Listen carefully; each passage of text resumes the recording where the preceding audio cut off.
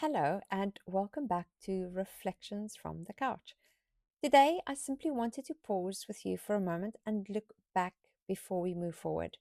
We've been traveling slowly together through the book of Genesis from chapter 1 all the way to chapter 36. We've walked with the God who creates, who calls, and who makes promises, and who remains faithful across every generation. And what a journey it's been! This hasn't been a story about perfect people. It's been a story of real, messy, complicated lives. Lives marked by both faith and failure, moments of obedience alongside moments that feel deeply uncomfortable to watch. We've sat with Abram, Isaac, and Jacob, and we've seen them reflect the image of God in beautiful ways, and at other times act in ways that feel completely at odds with who God is.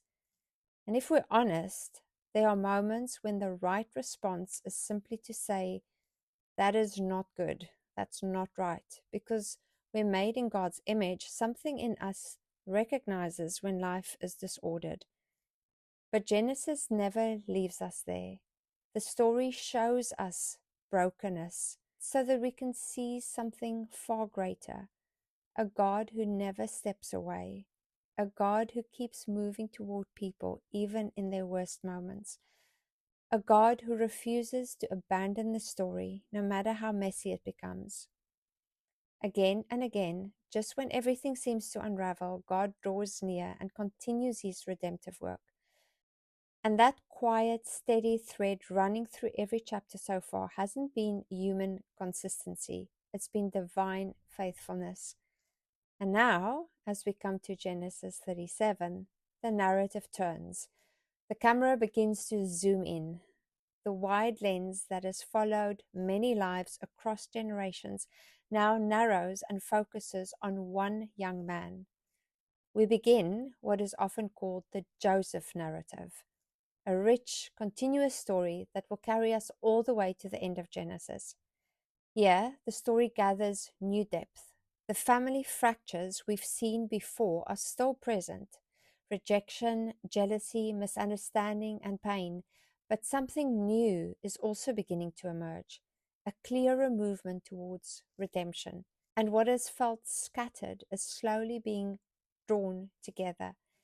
In Joseph, we begin to see a different kind of response. Not perfection, but a growing steadiness, a quiet faithfulness. Even when life presses hard against him, his heart keeps turning towards God. And as we walk with him, something even more beautiful starts to appear. Joseph's life begins to echo another story. The pattern feels strangely familiar. A beloved son, rejected by his own brothers, handed over, descending into suffering, and yet, through that very suffering, becoming the source of life and salvation for many.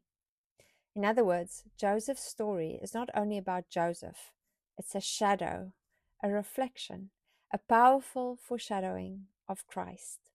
So, as we step into Genesis 37 and beyond, we're not just reading ancient history. We are learning to see with new eyes how God works in the hidden places, how he brings good even out of what others meant for harm, and how he is still doing the same in our lives today. So here's my invitation. Grab your Bible, find a quiet spot, and walk slowly with the story. As you read, gently ask yourself, where do I see Christ here? Because the more you look, the more you'll discover he has been there all along. Thank you for sitting with us on the couch. I'm so glad you're here as we begin this powerful part of the journey with Joseph. Until next time, may you sense God's faithful presence in the quiet, ordinary moments of your own story today.